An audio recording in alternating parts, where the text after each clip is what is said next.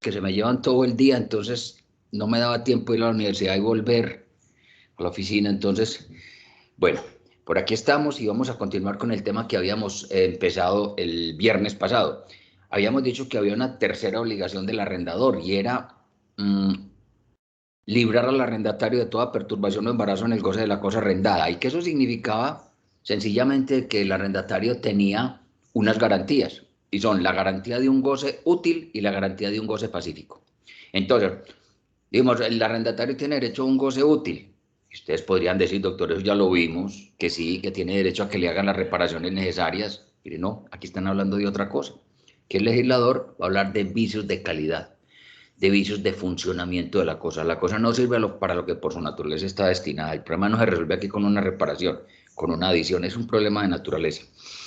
Entonces, ya vimos que nos dice el legislador: señor arrendatario, usted puede terminar el contrato si es que el contrato ya se empezó a ejecutar, o lo puede rescindir si es que todavía no ha comenzado, sin importar si el arrendador sabía o no lo sabía, y sin importar si la causa de ese problema es anterior o posterior.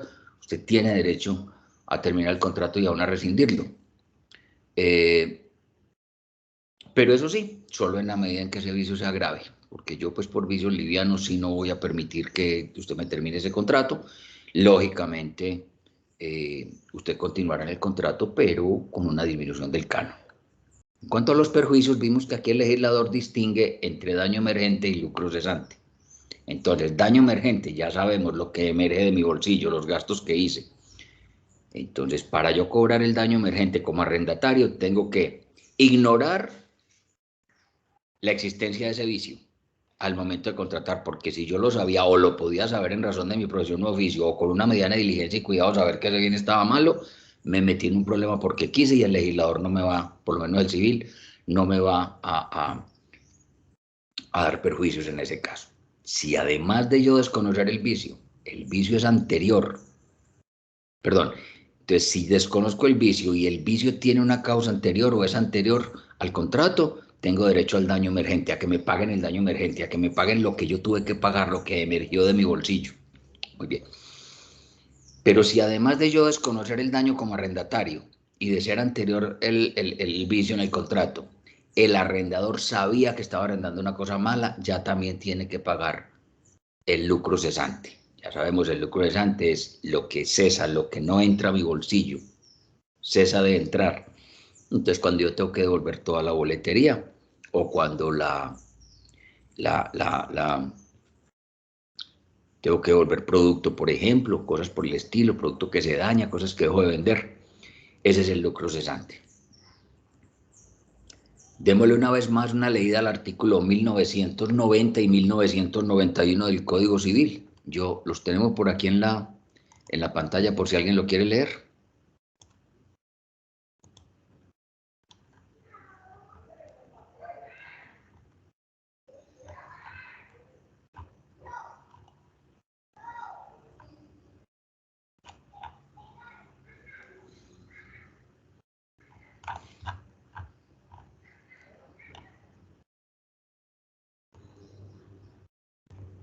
Aquí está. Si alguien lo quiere leer, por favor, adelante.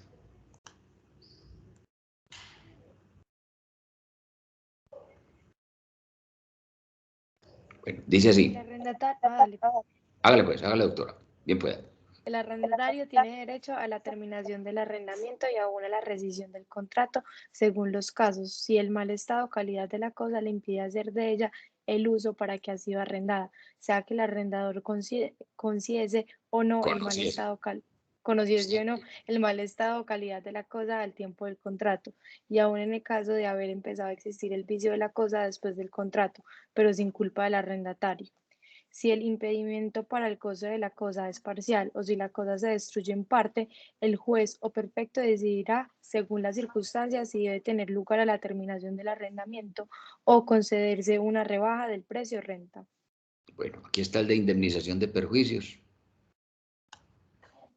Tendrá además derecho el arrendatario, en el caso del artículo precedente, para que se le indemnice el daño emergente si el vicio de la cosa ha tenido una causa anterior al contrato y si el vicio era conocido del arrendador a tiempo del contrato o si era tal que el arrendador debiera que por los antecedentes preverlo o por su profesión conocerlo, se incluirá en la indemnización el lucro cesante.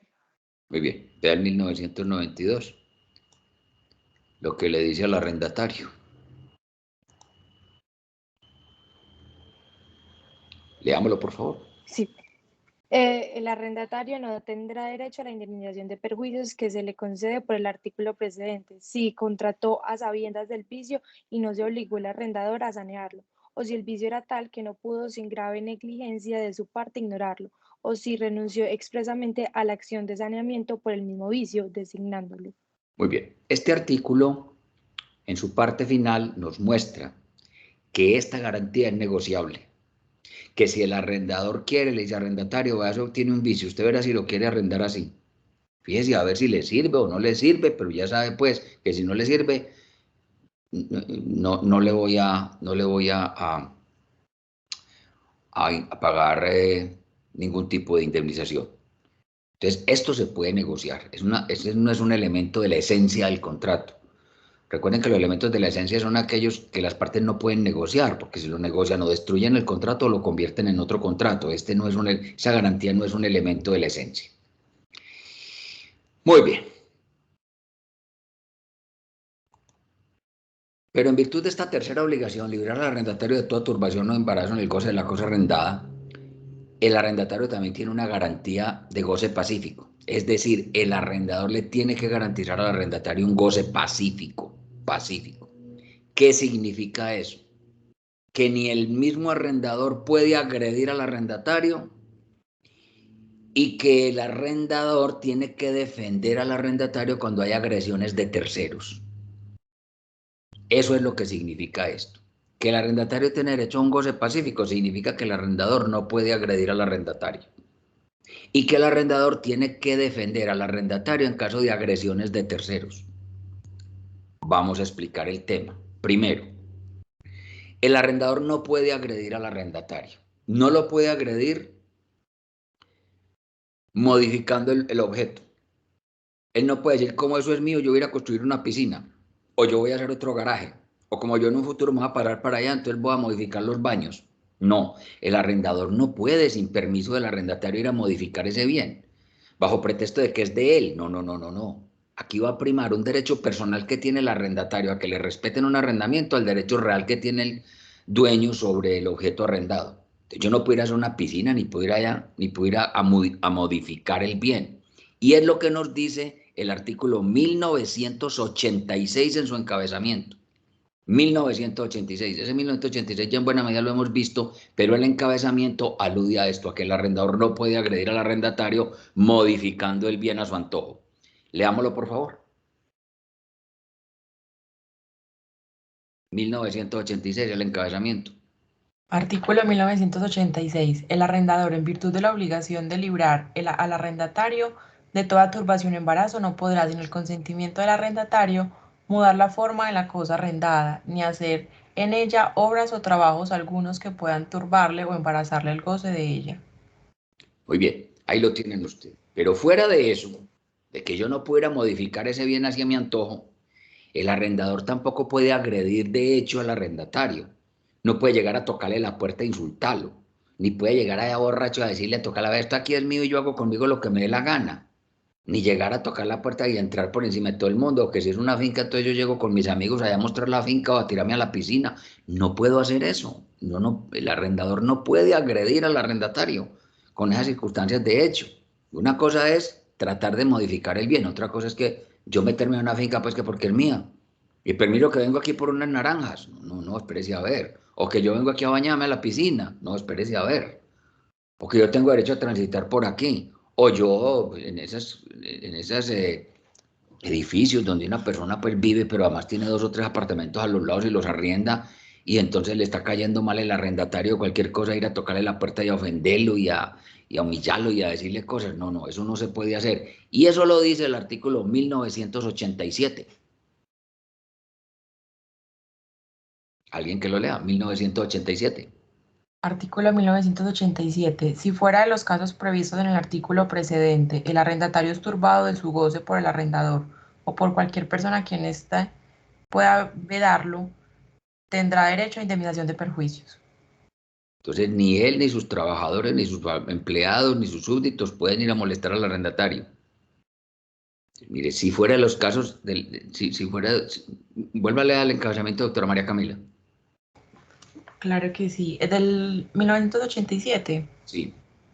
Si fuera de los casos previstos en el artículo precedente, el arrendatario es turbado en su goce por el arrendador o por cualquier persona a quien éste pueda vedarlo, tendrá derecho a indemnización de perjuicios.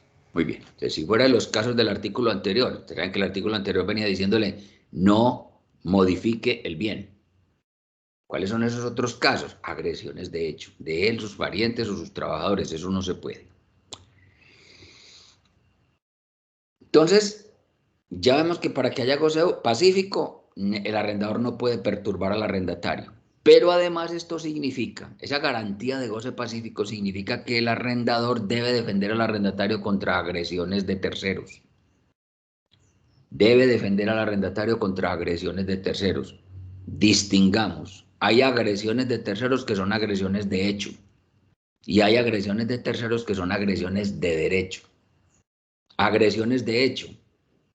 Pues, hombre, qué sé yo, un vecino que se va y lo ofende y le pelea con él y todas esas cosas, o unos ladrones, o un daño que le hacen terceros. De esas agresiones de hecho se defiende el arrendatario solito. El arrendatario no tiene por qué llamar al arrendador.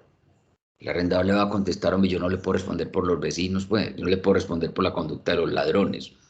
Si usted se agarró con el portero del edificio, pues resuelva usted ese problema. Pero yo sí no le voy a resolver los problemas. Hay una inspección de policía, vaya a una inspección de policía. Entonces, agresiones de hecho se defiende el arrendatario, perdón, solo. Para eso hay una inspección de policía y para eso hay unas formas de defenderse.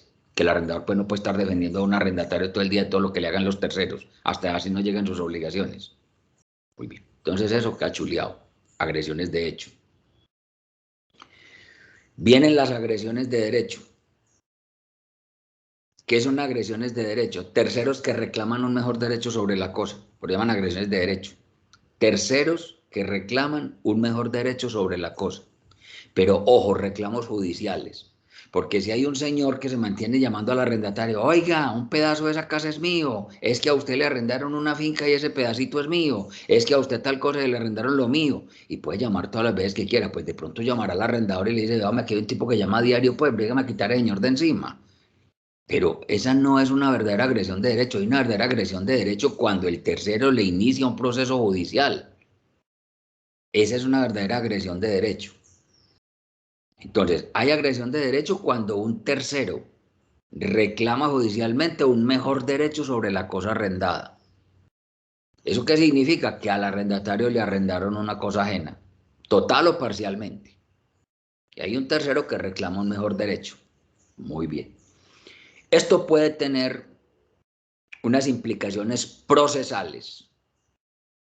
Resulta que el tercero, equivocadamente, puede demandar al arrendatario como propietario o como poseedor y decirle, yo vengo a reivindicar lo que es mío.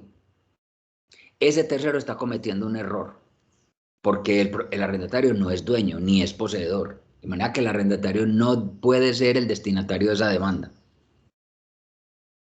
Entonces, ¿qué dice el Código Civil? Que cuando equivocadamente un tercero demanda al arrendatario, el arrendatario de inmediato le debe avisar al arrendador.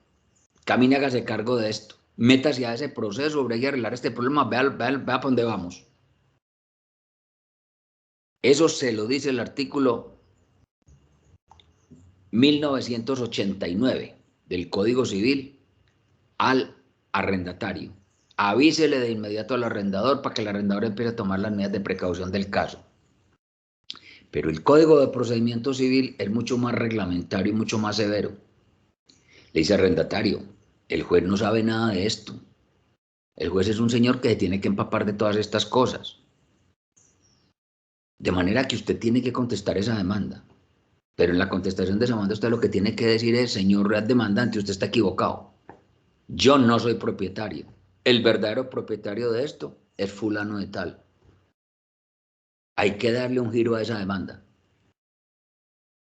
Eso lo dice el artículo 67 del Código General del Proceso. Artículo 67 del Código General del Proceso. Alguien que lo lea, por favor.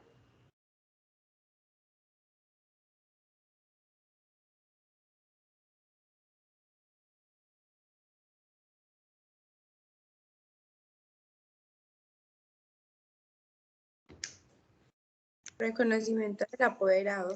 Es ese. ¿Cómo? Artículo 67. Sí. ¿Qué dice?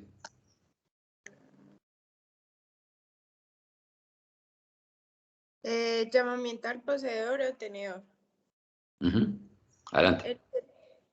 El que tenga una cosa a nombre de otro y sea demandado como poseedor de ella, deberá expresarlo así en términos de traslado de la demanda, con la indicación del sitio donde pueda ser notificado el poseedor, so pena de ser condenado en el mismo proceso a pagar los perjuicios que su silencio cause al demandante y una multa de 15 a 30 salarios mínimos legales vigentes.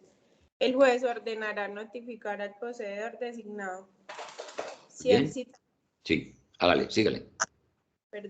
Si el citado comparece y reconoce que es poseedor, se tendrá como parte en lugar del demandado, quien quedará fuera del proceso. En este caso, mediante auto que se notificará por estado, el juez ordenará correr traslado de la demanda al poseedor. Si el citado no... Luego ya podemos para allí. Entonces, ya sabemos, el arrendatario de inmediato le debe avisar al arrendador, eso se lo dice el Código Civil. Pero no solo eso, tiene que contestar la demanda indicándole al juez, hombre, yo no soy el dueño de esto, yo no tengo por qué soportar esta demanda. El verdadero poseedor de esto es mi arrendador, o el verdadero dueño de esto es mi arrendador, o es la agencia de arrendamientos con que yo contraté, encárguense con ellos, pregúntenle a ella.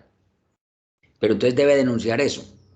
Y ya el juez, entonces ordena citar a esta persona y ya eso puede tomar un camino sobre si esa persona es o no es. Si este señor guarda silencio o denuncia al que no es, se va a meter en un problema y le van a meter unos perjuicios, unas multas, perdón. Pero, ¿qué sucede si efectivamente el tercero triunfa? Ya tenemos, pues, hay agresiones de hecho, defiéndase usted solito. Hay agresiones de derecho, entonces esperemos la demanda. Si le montan la demanda al arrendatario, avísele al arrendador y además cuéntele al juez quién es el verdadero poseedor o el verdadero dueño de ese bien, para que esa demanda se le inicien a él. Muy bien. ¿Qué pasa si el tercero triunfa? Entonces, aquí seguimos distinguiendo. Si la evicción es total, se llevó todo el apartamento, toda la finca, toda la bodega, todo el parqueadero, todo lo que fuera. Hombre, lógicamente ese contrato se termina y se va al arrendador y se va al arrendatario. Porque recuerden que el arrendatario no tiene un derecho real. El arrendatario no le puede decir a ese reivindicante, no, yo de aquí no me voy, porque yo tengo un contrato. Eso dependerá y son unas poquitas excepciones donde eso se puede hacer. Pero en lo general, el arrendatario no le puede hacer reclamos al reivindicante y decirle yo me quedo aquí, pues el reivindicante le va a decir, ¿usted quién es? Que yo a usted no lo conozco, yo con usted no he celebrado contratos. Entonces, volvemos a la frase a la que ya habíamos invocado, se va el torero con toda la cuadrilla, se va el arrendador, poseedor o dueño y se va el arrendatario. Porque el artículo 2008 del Código Civil dice el arrendamiento se termina por la extinción del derecho del arrendador. Aquí se extinguió el derecho del arrendador. ¿Por qué? Porque le reivindicaron totalmente. Entonces, lógicamente, el contrato se termina. Muy bien. ¿Qué pasa si la evicción es parcial? O sea, el tercero solo se llevó una parte. Estamos hablando de una finca y se llevó unos metros de más porque habían corrido un lindero. O se llevó un pedazo de la finca nomás, un pedazo nomás. Aquí, ¿qué sucede? Que llega el legislador y distingue entre parte considerable y parte no considerable. Si la parte que el tercero se lleva es considerable, no se lo llevó todo, se llevó parte, pero se llevó parte considerable, entonces ya el arrendatario puede terminar el contrato. Claro que sí. Si, hombre, no, es que lo que queda no me sirve para nada. Se llevaron parte considerable. y se llevaron un baño y la cocina en un apartamento de 70 metros, pues me quedó la pieza sola. Lógico, no se lo llevaron todo, pero lo que se llevaron fue considerable. O una finca ganadera y se llevaron un pedazo de tierra grande que se necesitaba pues en una vega y al río pues para el ganado y no le dejaron ahí sino un par de peñascos miedosos, pues se le llevó, no se lo llevaron todo, pero le llevaron parte considerable. Cuando se llevan parte considerable, el arrendatario puede dar por terminado el contrato. Si lo que el tercero se lleva, si la división es parcial y la parte que el tercero se lleva no es considerable, o sea, el arrendamiento puede continuar y es útil para el arrendatario debe permanecer en el contrato con la consecuente disminución del canon. Continúa en el contrato. Entonces tenemos aquí un cuarto caso donde el legislador le dice al arrendatario por cualquier cosa no le dejo terminar el contrato. Que se lo entregaron tarde pero todavía le sirve, no le dejo terminar el contrato. Que la reparación necesaria hay que hacerla y que no es muy grave y no me prolongan el tiempo, hay que continuar en el contrato. Que tiene un defecto de calidad, pero no es grave, tiene que continuar en el contrato. Que se le llevaron parte, pero no es parte considerable, tiene que continuar con el contrato. Es lo que nos dice, es lo que nos dicen varios artículos. Comencemos por el artículo 2188. Perdón, 1988 del Código Civil. 1988 del Código Civil. Aquí está el 1988. Alguien que lo lea, por favor. Ahí lo tienen en la pantalla.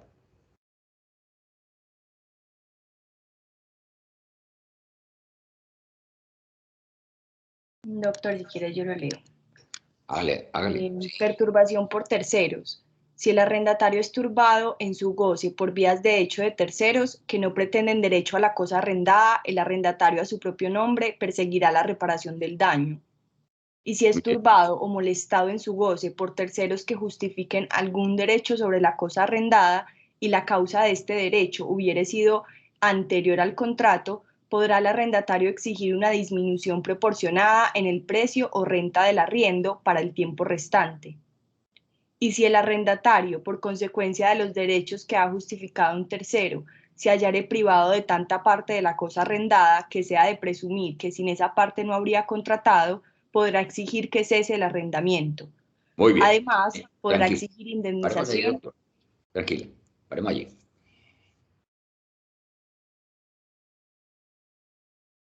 Ya tenemos, pues, la consecuencia de que el tercero haya iniciado una demanda judicial. Ya hemos enderezado el camino procesal y ya sabemos las consecuencias de que se lleve toda la cosa o que se lleve parte. Y que el legislador distingue entre parte considerable y parte no considerable.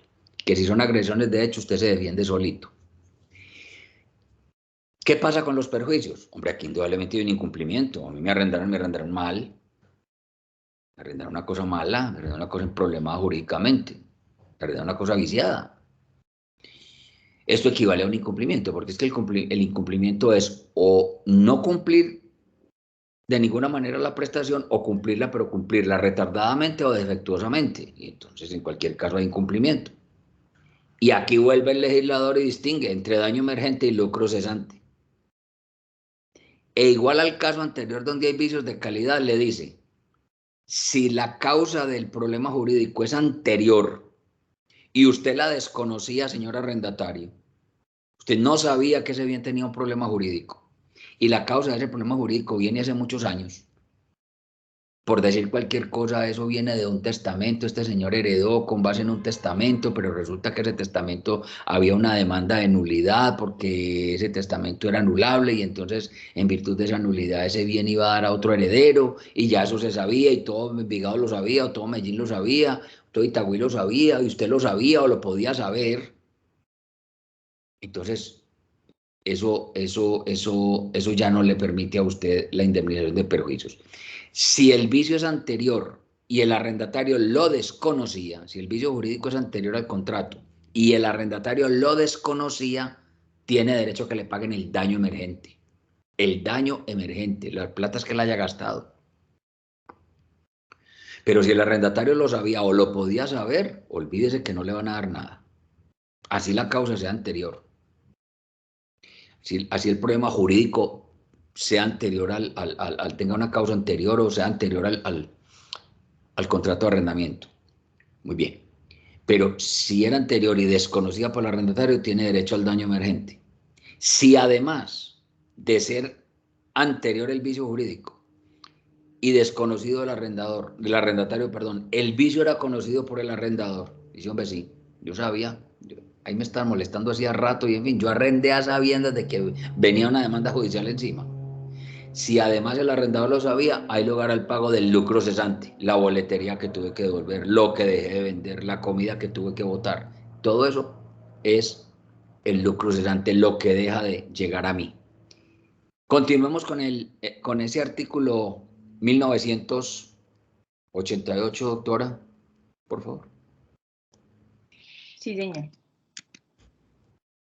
Dice, además, podrá exigir indemnización de todo perjuicio si la causa del derecho justificado por el tercero fue o debió ser conocida del arrendador al tiempo del contrato, pero no lo fue del arrendatario o siendo conocida de éste, intervino estipulación especial de saneamiento con respecto a ella. Pero si la causa del referido derecho no era ni debía ser conocida del arrendador al tiempo del contrato, no será obligado el arrendador a abonar el lucro cesante. Ahí lo tienen ustedes. Entonces, mire, exigir indemnización de todo perjuicio, daño emergente y lucro cesante. Si la causa del derecho justificado por el tercero fue o debió ser conocida del arrendador al tiempo del contrato. Si la causa era anterior, la conocía el arrendador, pero no fue conocida del arrendatario. Todo, daño emergente y lucro cesante. Pero si la causa del referido derecho no era ni debía ser conocida al arrendador al tiempo del contrato, no será obligado el arrendador a abonar el lucro cesante. Muy bien. Leamos el 1989. Ahí está el 1989. Sí, terceros que allegan derechos sobre la cosa arrendada. La acción de terceros que pretendan derecho a la cosa arrendada se dirigirá contra el arrendador. El arrendatario será solo obligado a notificarle la turbación o molestia que reciba de dichos terceros por consecuencia de los derechos que alegan y si lo omitiere o dilatare culpablemente, abonará los perjuicios que de ellos se asignan al arrendador. Se sigan al arrendador. Y mire lo que decía el Código General del Proceso. Volvamos a leer esta norma que me parece que vale la pena que volvamos a insistir en ella. Llamamiento al poseedor o tenedor.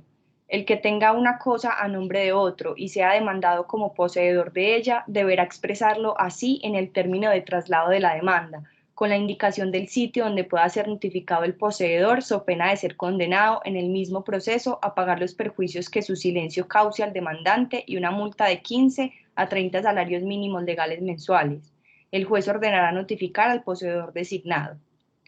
Si el citado comparece y reconoce que es poseedor, se tendrá como parte en lugar del demandado, quien quedará fuera del proceso. En este caso, mediante auto que se notificará por estado, el juez ordenará correr traslado de la demanda al poseedor. Si el citado no comparece o niega su calidad de poseedor, el proceso continuará con el demandado, pero la sentencia surtirá sus efectos respecto de éste y del poseedor por él designado. Lo dispuesto en el presente artículo se aplicará a quien fuere demandado como tenedor de una cosa si la tenencia radica en otra persona. Cuando en el expediente aparezca la prueba de que el verdadero poseedor o tenedor es persona diferente del demandado o del llamado, el juez de primera instancia de oficio ordenará su vinculación. En tal caso, el citado tendrá el mismo término del demandado para contestar la demanda. Muy bien, señores. En esta forma, pues, hemos terminado las obligaciones del arrendador. Recuerden, entregar la cosa, mantenerla en estado de servir para el fin a que ha sido arrendada y liberar al arrendatario de toda perturbación o embarazo en el goce de la cosa arrendada. Vayamos ahora a las obligaciones del arrendatario, que son varias. No hay un artículo que solito que las relacione, como sucede con el arrendador, pero sí están diseminadas en varios artículos. Entonces, ¿cuál es la primera obligación? Perdón, que tiene el arrendatario. Darle un uso adecuado al bien. Es la primera obligación, perdón, que tiene el arrendatario. Darle un uso adecuado al bien. ¿Eso qué significa? No es que lo tiene que cuidar y que tiene que ser muy juicioso y que lo tiene que estar limpiando con un dulce abrigo y bueno. No, no es eso. A eso nos referiremos en otra obligación. Aquí lo que dice el legislador es: no me le vaya a cambiar la destinación al bien. Usted tiene que usar el bien de acuerdo a los términos del contrato, para lo que dice el contrato. Si le arrendé para montar un establecimiento de comercio, me hace el favor y monta su establecimiento de comercio, pero no me vaya a poner una pieza para dormir en la parte de atrás y se me va quedando ahí, le pone una cocineta y se terminó durmiendo en lo que es un local comercial y me lo vuelve pues ahí. No se puede. Si se lo arrendé para vivienda, no empiece con el cuentecito de que en el garaje va a poner una venta de paletas y que por la ventana, y cuando menos piensa hay un negocio montado en el garaje. No me vaya a cambiar la destinación del bien. Si yo le arrendé un carro y era para andar en la ciudad, no me lo vaya a volver un carro para correr rallies ni cosas de esas raras, ni me lo vaya a meter a una finca a acabar con él. Entonces, eso es lo que esto significa, que continuamente le dicen a uno: doctor, es que este tipo me está pagando muy cumplido, él no ha dañado el bien, pero ¿cómo le parece que me montó un negocio en el garaje? O este señor me paga muy cumplido, me cuida mucho el bien, pero ¿cómo le parece que en la parte de atrás del establecimiento puso un dormidero y ya se mantiene y ya pasó a vivir? Eso es cambiarle la destinación al bien, y eso no se puede hacer. Entonces hay una obligación de hacer, si ustedes la ven como de compórtese bien y utilice el bien para lo que está dicho en el contrato, para lo que reza la naturaleza del contrato. Pero ustedes lo pueden también mirar desde el ángulo de obligación de no hacer: no me le cambie la destinación al bien. Eso es lo que nos dice el artículo 1996 del Código Civil. 1996. Vamos a leerlo.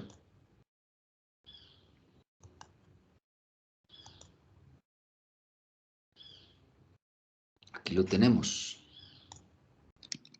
Dice, de las obligaciones del arrendatario en el arrendamiento de cosas. Obligaciones del arrendatario. El arrendatario es obligado a usar de la cosa según los términos o el espíritu del contrato, y no podrá en consecuencia hacerla servir a otros objetos que los convenidos, o a falta de convención expresa a aquellos que la cosa es naturalmente destinada, o que deban presumirse de las circunstancias del contrato o de la costumbre del país. Si el arrendatario contraviene a esta regla, podrá el arrendador reclamar la terminación del arriendo con indemnización de perjuicios, o limitarse a esta indemnización dejando subsistir el arriendo. Entonces, ya ustedes saben, ¿qué puedo hacer yo? Termino el contrato. Y sería lo mejor, terminar el contrato por incumplimiento. Y además puede cobrar perjuicios. Y miren que no distingue entre daño emergente y lucro cesante: cobrar perjuicios por haberle cambiado la destinación. Salvo que uno vea que por cambiar la destinación se le hizo un daño al bien y entonces sea fácil probar el perjuicio, pues hombre, por el solo cambio es muy difícil probar un perjuicio.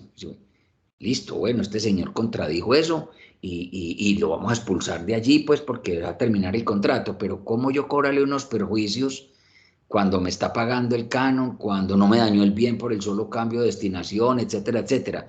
¿Qué hacer allí? Hombre, lo mejor es estipular una cláusula penal.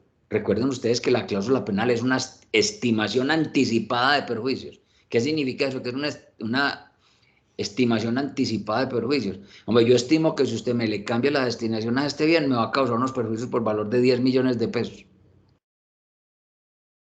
Entonces vamos a estimar eso en 10 millones de pesos. Hombre, que si usted no se perjudicó, no me interesa si me perjudiqué o no.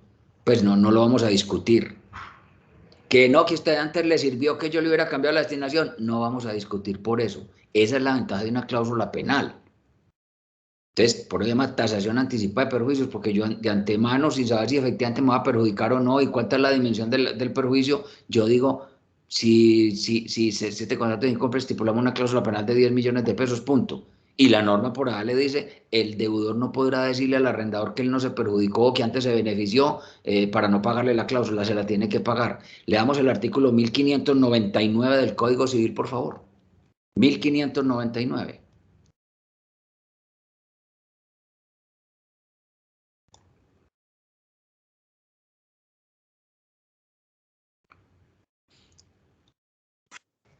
Artículo 1599.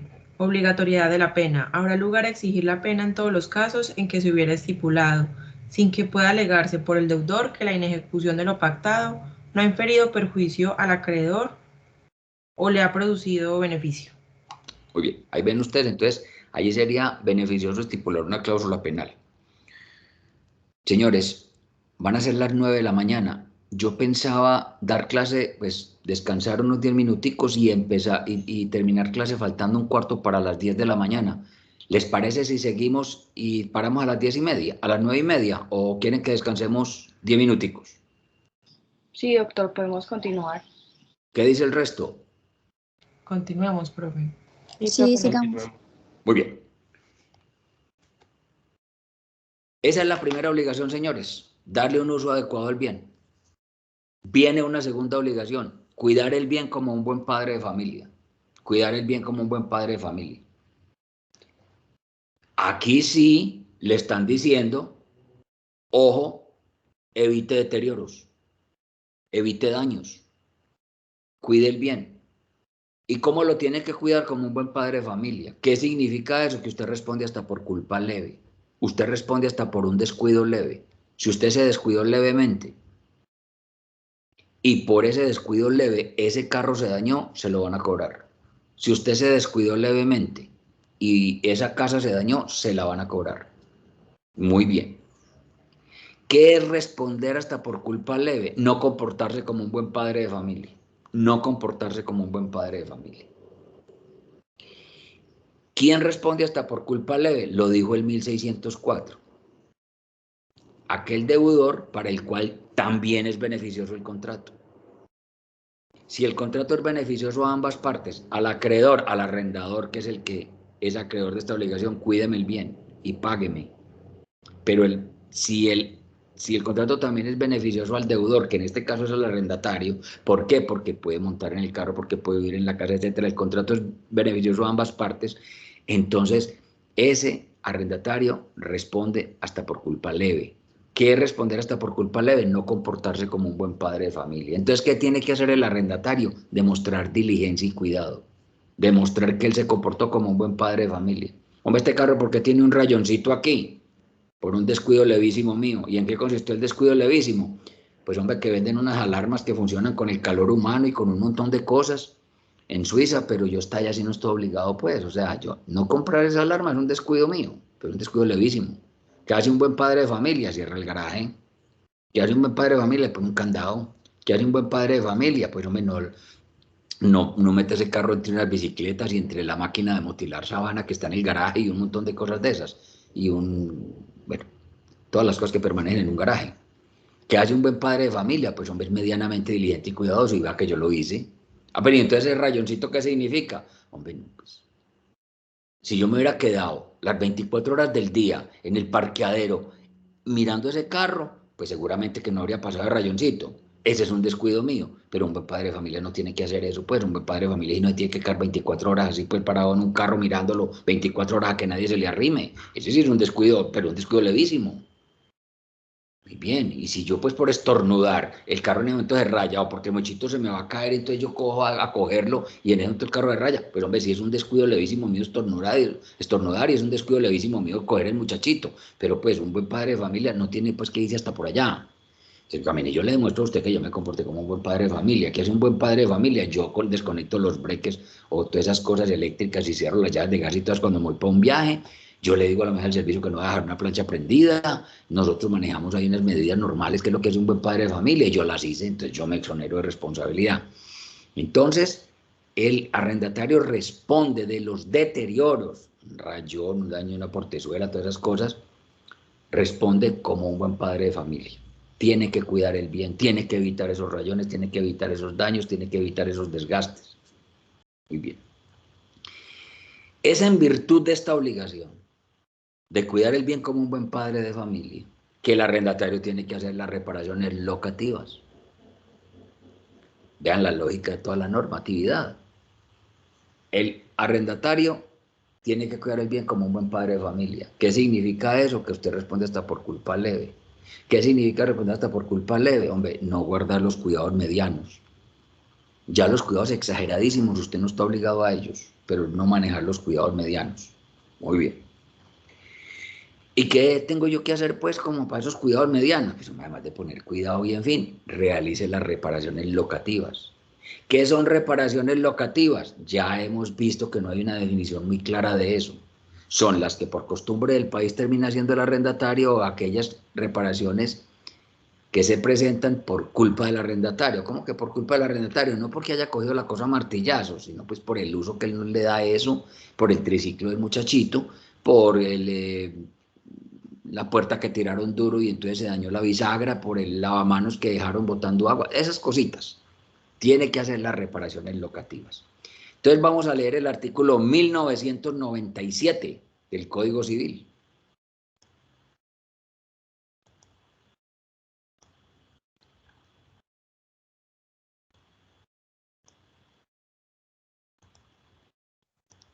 Leámoslo por favor. ¿Qué es? Responsabilidad del arrendatario en la conservación de la cosa. El arrendatario empleará en la conservación de la cosa el cuidado de un buen padre de familia. Faltando esta obligación, responderá de los perjuicios y aún tendrá derecho el arrendador para poner fin al arrendamiento, en el caso de un grave y culpable deterioro. Muy bien. Miremos el artículo 1998.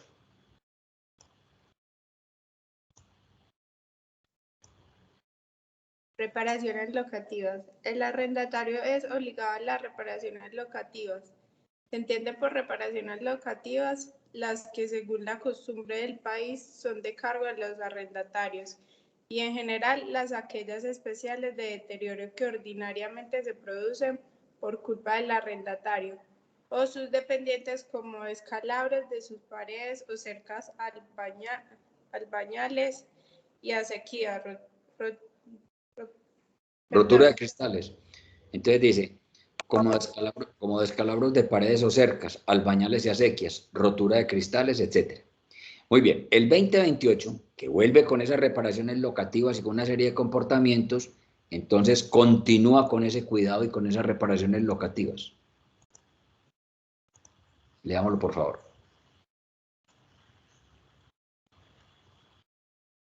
Adelante.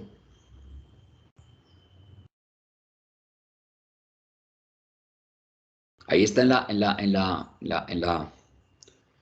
presentación, en la pantalla. Artículo 2028. Las reparaciones llamadas locativas a que es obligado el inquilino o el arrendatario de casa se reducen a mantener el edificio en el estado en que lo recibió, pero no es responsable de los deterioros que provengan del tiempo y uso legítimos, o de fuerza mayor, o de caso fortuito, o de la mala calidad del edificio por su vetustez, por la naturaleza del suelo o por defectos de construcción. Pero una cosa vetusta es una cosa que ya está dañada, que no sirve. Muy bien, el 2029 trae otros ejemplos de estos comportamientos en que tiene que incurrir el arrendatario. Leámoslo, doctora, 2029. Artículo 2029. Obligaciones especiales del inquilino. Será obligado especialmente el inquilino, primero, a conservar la integridad interior de las paredes, techos, pavimentos y cañerías, reponiendo las piedras, ladrillos y tejas que durante el arrendamiento se quiebren o se desencajen. Segundo, a reponer los cristales quebrados en las ventanas, puertas y tabiques. Tercero, a mantener en estado de servicio las puertas, ventanas y cerraduras. Se entenderá que ha recibido el edificio en buen estado, bajo todos estos respectos, a menos de que se pruebe lo contrario. Bueno, señores, resulta que respecto de este comportamiento del deudor, del arrendatario, pesan dos presunciones muy pesadas. Pesan, y valga la redundancia, pesan dos presunciones muy pesadas, muy duras. ¿Cuáles son esas presunciones? La primera, se presume que a él le entregaron bien el objeto. Al final él entrega el carro con una portezuela rayada o la casa con un daño o cualquier cosa por el estilo. Primera presunción, se presume que a él le entregaron bien esa casa o que le entregaron bien ese carro. Es una presunción muy aburridora y me viene uno a los 2 años demostrando que eso estaba así. ¿Cuál es el consejo práctico? Coger y dejar muy claro cómo se recibe el objeto. Vea que aquí está rayado, vea que aquí está dañado, vea que aquí está empezando a dañarse. Vea que esta pared está empezando a marearse la pintura. Porque se presume que se la entregaron buena. Y es entonces al arrendatario el que le toca demostrarle al juez y al arrendador que no, que eso estaba así, lo cual es muy complicado, pues. Yo que haría que cuando yo llegue le tomé unas fotos a eso y las guardé por si cualquier cosa o en fin. Pero es muy importante entonces, cuando uno es arrendatario, decir, vea esto como me lo entregaron. Hacer un inventario, tomar fotografías y decir, vea esto como me lo entregaron, porque se presume que se lo entregaron bueno. Esa es la primera presunción. Miren que es una presunción muy pesada. Y segundo, cualquier daño se presume que es por culpa del arrendatario. Aquí se presume la culpa del arrendatario. Es el arrendatario el que tiene que probar yo no fui. No es el arrendador el que tiene que demostrar usted fue. No, es el arrendatario el que tiene que demostrar yo no fui. Se presume que es por su culpa. Es otra presunción igualmente muy pesada. Sí, tengo que demostrar que no fue por mi culpa. Que sí, que entonces yo me pasé y tengo que probar pues cada día del año cómo yo mantenía cuidando ese carro, que eso estaba así, o que eso fue por una culpa levísima mía, por un descuido levísimo, pero que yo no estoy obligado a responder por descuidos levísimos, se vuelve muy complicado. Entonces son dos presunciones muy fuertes. La primera, que se presume que la cosa se dañó, que la cosa se la entregaron buena al arrendatario. Y segundo, que si cualquier daño ocurrió por su culpa. Eso está dicho en el artículo 2005. Leamos el artículo 2005.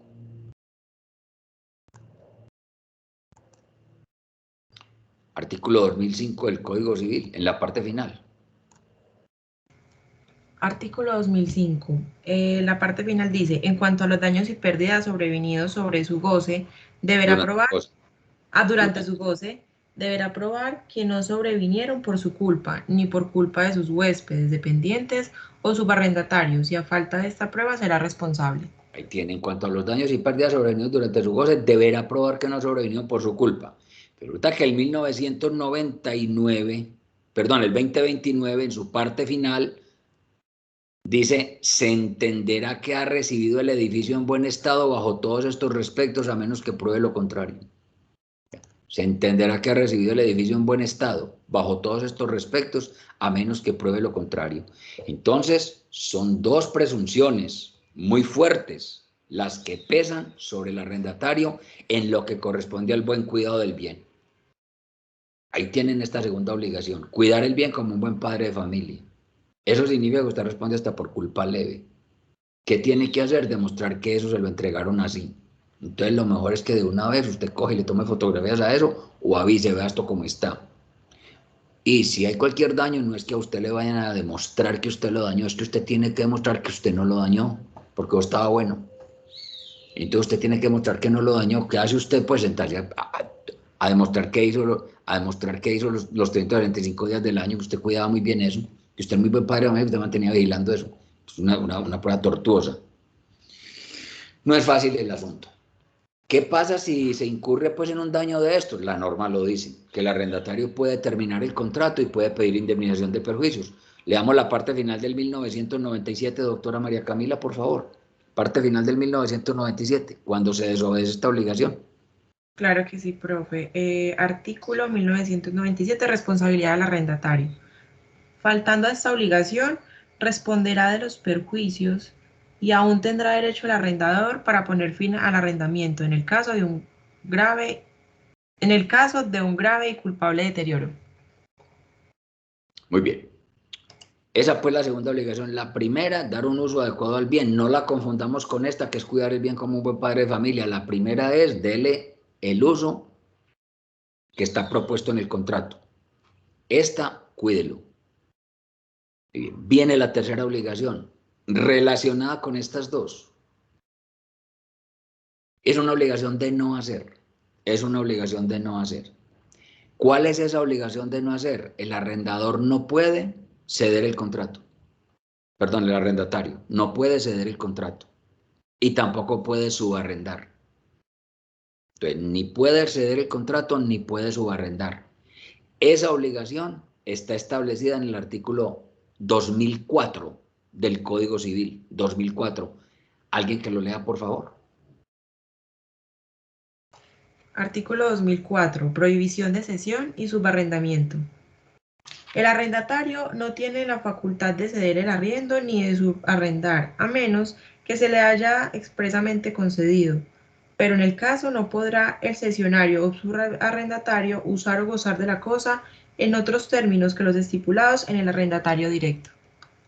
Muy bien. Ya tienen pues la obligación, a menos que le permitan, no es que si a mí me permiten yo puedo hacer lo que me dé la gana, pues pero no, si no le lo permiten y seguramente no se lo van a permitir, entonces ni puede ceder el contrato ni puede subarrendar. Esto es una obligación de no hacer que demuestra que el goce del arrendatario es más limitado que el goce del usufructuario. Un usufructuario al que le confieren el usufructo puede hacer con el bien lo que quiera, pues no acabarlo, porque lógicamente tiene que responderle por él al nuevo propietario, pero si quiere lo dan arriendo, si quiere lo presta a un amigo, si quiere se va a vivir allá, si quiere lo deja guardado, pero él puede pues arrendar y hacer un montón de cosas. En cambio, el arrendatario no puede ni subarrendar ni ceder. ¿Cuál es la diferencia entre lo uno y lo otro? ¿Cuál es la diferencia entre la cesión y el subarriendo? En la cesión, el arrendatario se va, ya, adiós, y deja en su reemplazo a otro arrendatario. Hombre, de un todo y por todo, entiéndase con ese señor en adelante.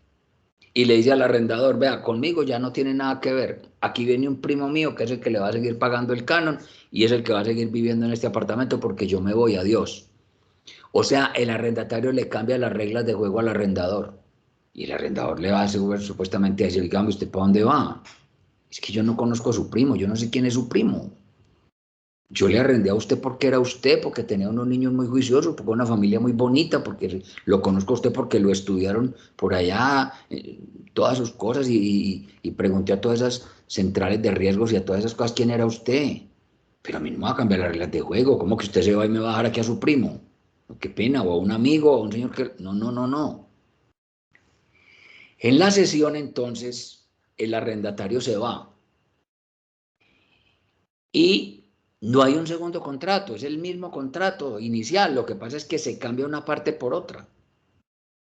Pero aquí no hay dos negocios, hay un solo negocio, el negocio inicial. Supongamos que el arrendador acepte y dice, bueno, hombre, yo no tengo ningún problema, tráigame a su primo. También yo lo estudio, si me paga buen tipo, no hay ningún problema. Váyase usted y déjeme a su primo. Listo. No puede llegar el primo poniendo condiciones nuevas, diciendo, no, no, no, es que un momentico que eso lo hacía el primo mío que era bobo, yo no.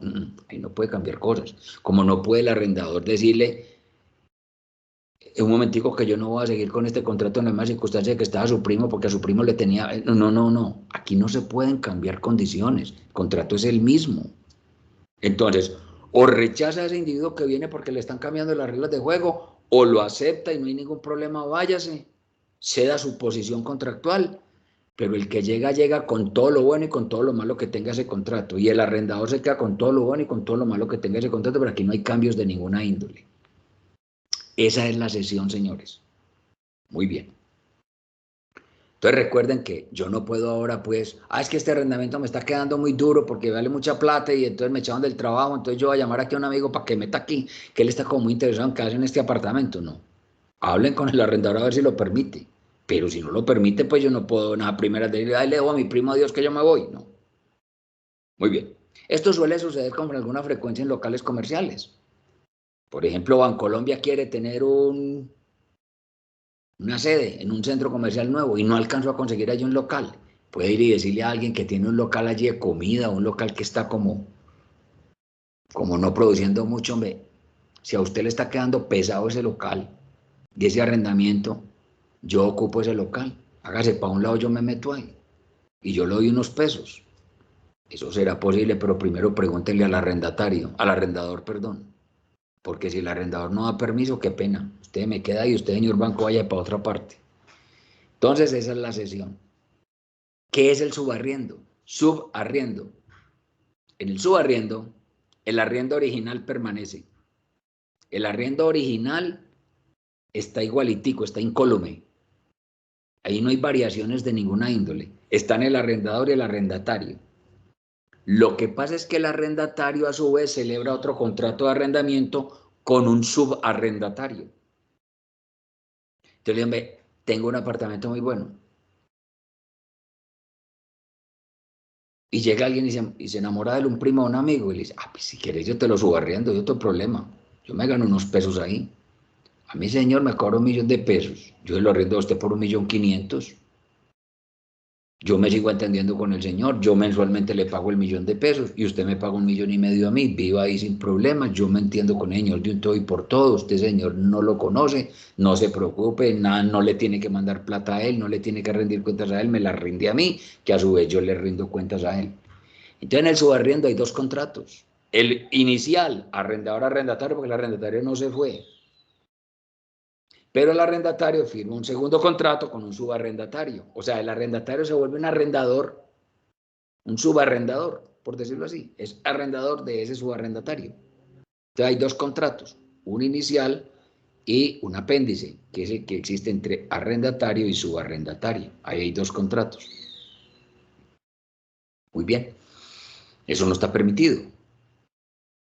Eso no se lo permiten al arrendatario, sin permiso del arrendador. Si usted quiere llamar al arrendador y dígale, ¿usted por qué no me deja ganar unos pesos? Es que hay un tipo enamorado de ese apartamento. Entonces yo se lo quiero arrendar, se lo quiero subarrendar. Él me da unos pesos y si yo mañana pasado me quiero volver a meter al apartamento, pues yo saco a ese hombre de ahí y le digo, se acabó este contrato de ahí, yo vuelvo y me meto ahí porque a mí me gusta este contrato y yo quiero seguir en la relación con usted y el arrendador a lo mejor le dirá, listo, no hay ningún problema, hágale pues. Con tal de que ese señor no me va a cambiar reglas de juego, ni me vaya a dañar el bien, ni se me vaya a manejar distinto como se maneja usted, eso será posible, pero si lo autoriza el arrendador. Si no lo autoriza, no es posible.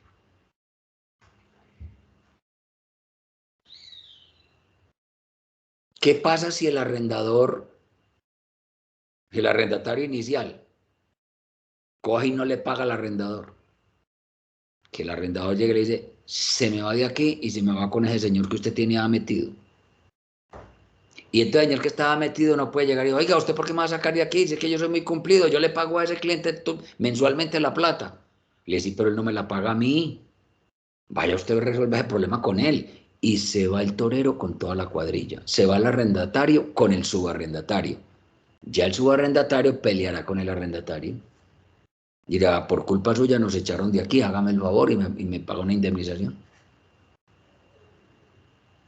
Entonces, ese es el tema. Esa es la diferencia entre la cesión y el subarriendo. Volvamos a leer el artículo 2004.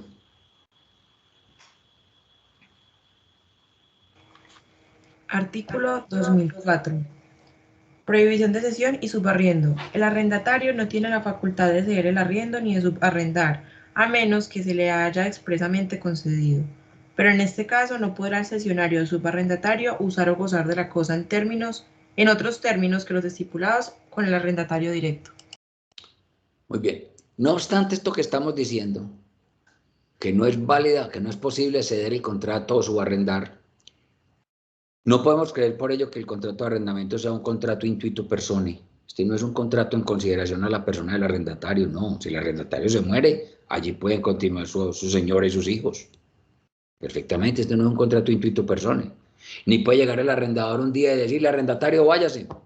¿Y por qué? Porque yo creí que le estaba arrendando a fulano de tal y resulta que usted no es fulano de tal, usted es un homónimo. Y no, maestro. Un error en la persona no dice el consentimiento ni nada por el estilo, ese es el bobo. A menos que usted me hubiera dicho, me le voy a arrendar a fulano de tal, que es fulano de tal y que tiene estas características y no un homónimo. Entonces, este no es un contrato en consideración a la persona. Lo que pasa sí es que es un contrato que está edificado sobre la base de la confianza. Uno no le entrega sus bienes por el solo hecho de que le estén pagando a otro. Uno le entrega a una persona que ya la estudió y cree que le va a cuidar el bien y que todas esas cosas. Entonces, por eso es que no se permite ni el subarriendo ni la cesión, pero eso no significa que este contrato sea intuito personae. Si el arrendatario se muere, continúan allí la esposa y los hijos. Y el arrendador no puede llegar cualquier día y tocar la puerta y decir, me terminemos este contrato, que es que yo creí que este arrendamiento era para fulano de tal y tal, que usted es un homónimo, ¿no? Eso no importa.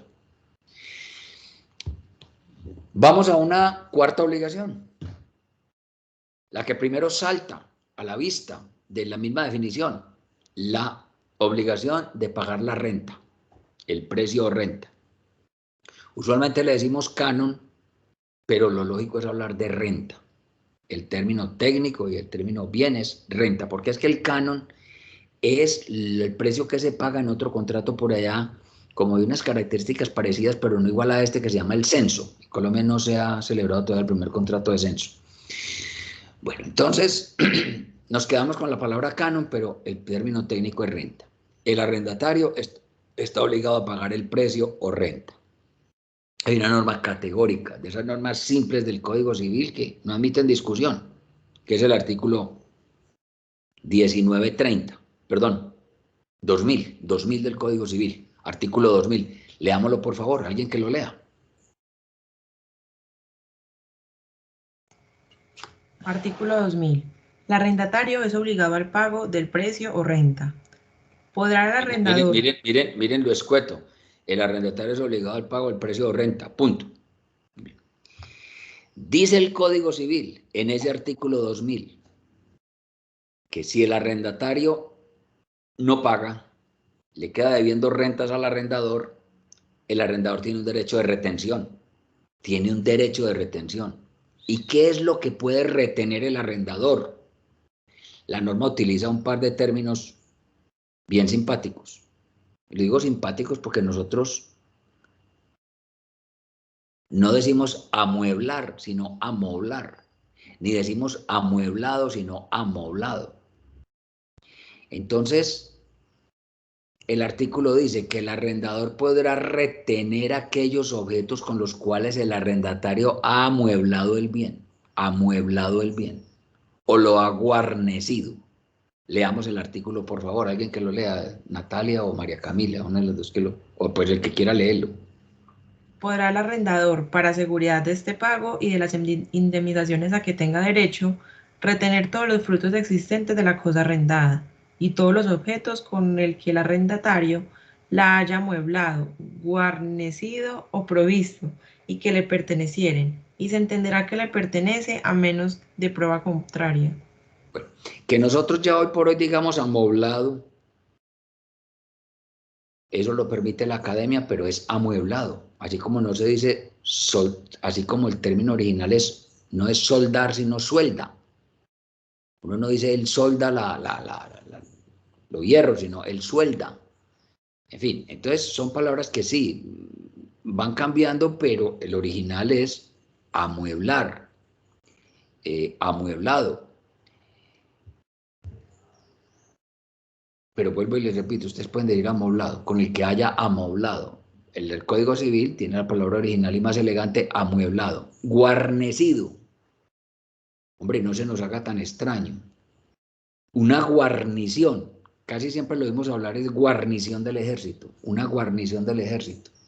Es que un piquete de algunos soldados, unos poquitos soldados, fueron a cuidar al presidente, o fueron a cuidar un Banco de la República, o fueron a cuidar a alguien. Entonces, una guarnición militar, un grupito de soldados. El término guarnición se utiliza mucho en gastronomía.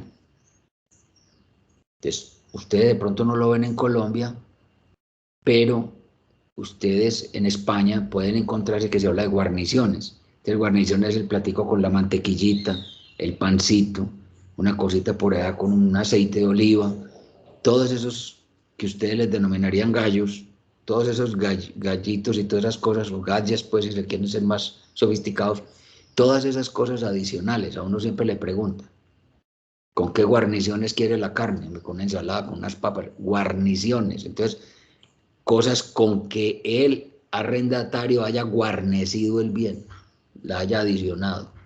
Muy bien. También en decoración ustedes encuentran guarniciones. Pues ya no se utilizan mucho ese tipo de cosas, por lo menos entre nosotros. Un reloj con 2 candelabros al lado. Ese par de candelabros son las guarniciones de ese reloj. Entonces las palabras no son tan rebuscadas realmente, pues. Ustedes no oyen el término guarnición, sobre todo refiriéndose al ejército o una guarnición de la policía.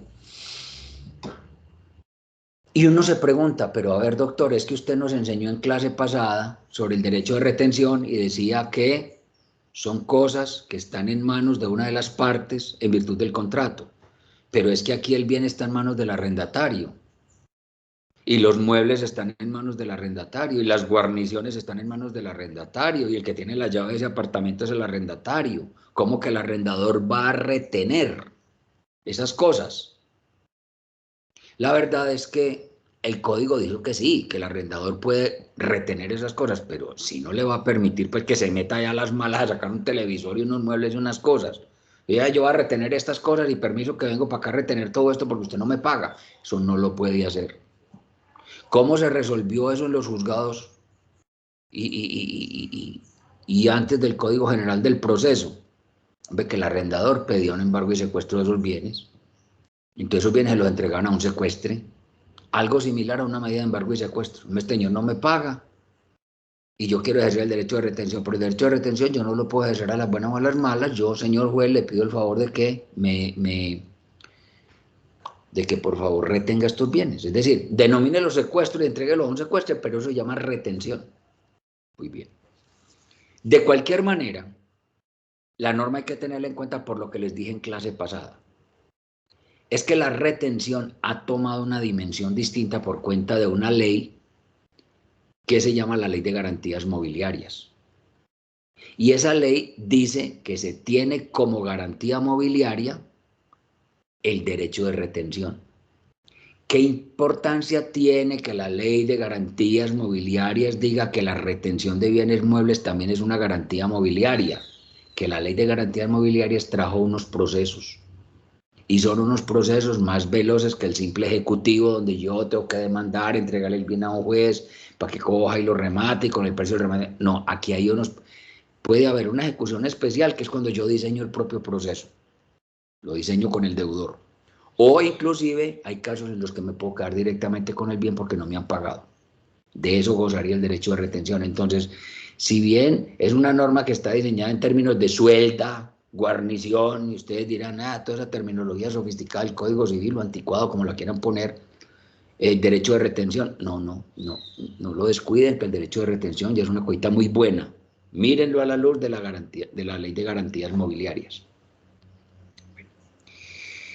Resulta, señores, que si el precio no se paga, seguramente que el arrendador va a iniciar un proceso de restitución de tenencia, que también se conoce como el proceso de lanzamiento. Es que no es muy elegante hablar de un proceso de lanzamiento, pues porque el lanzamiento es como que le den una patada en el trampolín de una piscina, o que le den una patada en la puerta y váyase, lanzamiento. Pero en la calle se conoce como un proceso de lanzamiento, pero se llama proceso de restitución de inmueble arrendado. Entonces, si el arrendatario no paga el canon, seguramente que el arrendador va a iniciar un proceso de lanzamiento o de restitución de inmueble arrendado. Después de ese proceso de lanzamiento o de restitución de inmueble arrendado, que va a durar un tiempo, hay que iniciar otro proceso ejecutivo para cobrarle los cánones por los cuales lo lanzaron. Este es un tema de dos procesos. El primero es, señor juez, vea, le demuestro que este señor no me paga. Y segundo, échelo ya porque no me paga.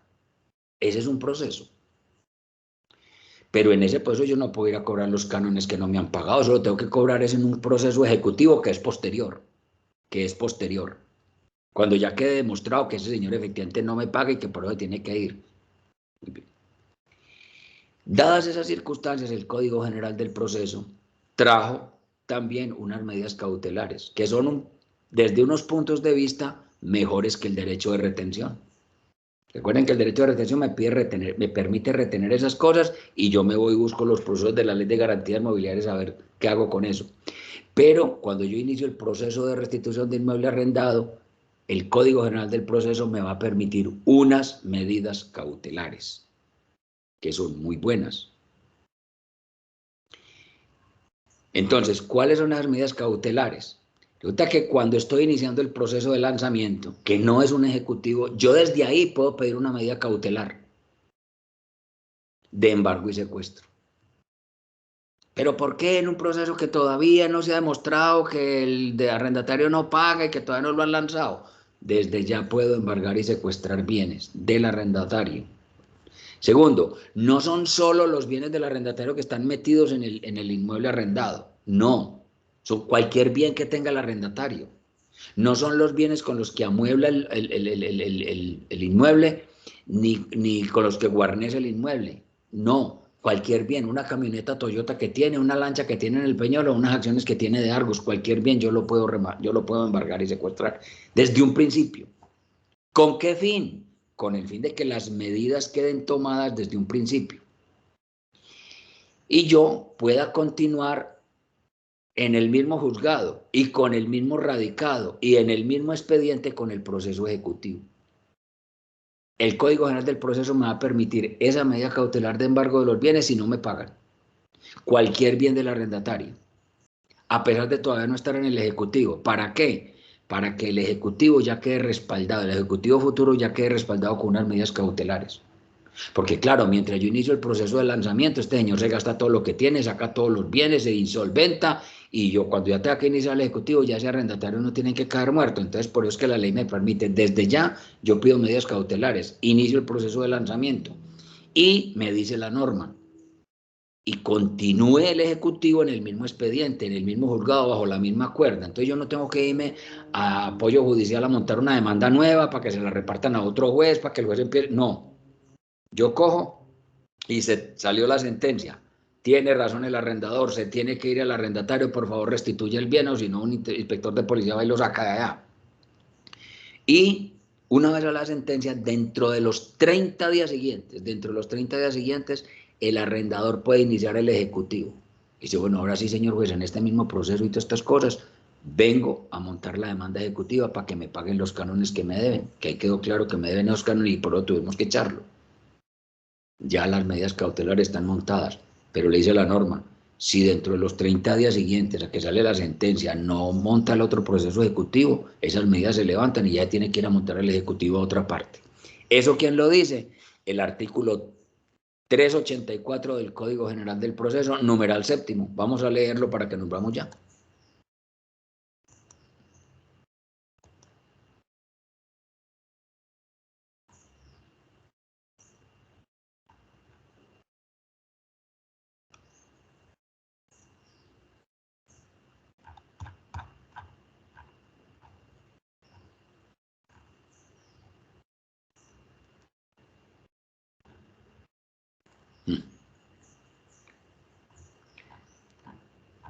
Señores, se me embolató este artículo que lo tenía por acá.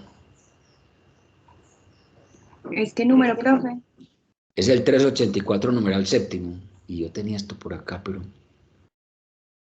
2000 es esto. Seguro que lo tengo acá abierto. 384, restitución de inmueble arrendado. Listo. Leamos el encabezamiento y leamos el numeral séptimo. Cuando el arrendador demande para que el arrendatario le restituya el inmueble arrendado, se aplicarán las siguientes reglas.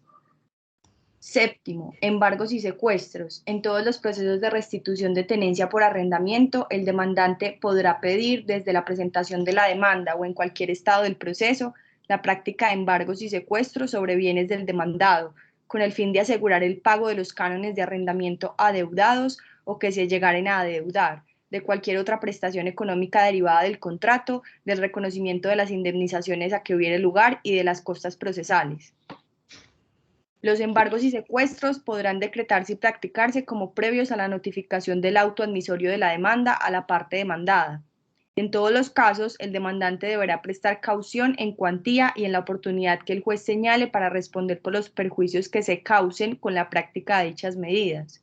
La parte demandada podrá impedir la práctica de medidas cautelares o solicitar la cancelación de las prácticas mediante la prestación de caución en la forma y en la cuantía en que el juez le señale, para garantizar el cumplimiento de la sentencia.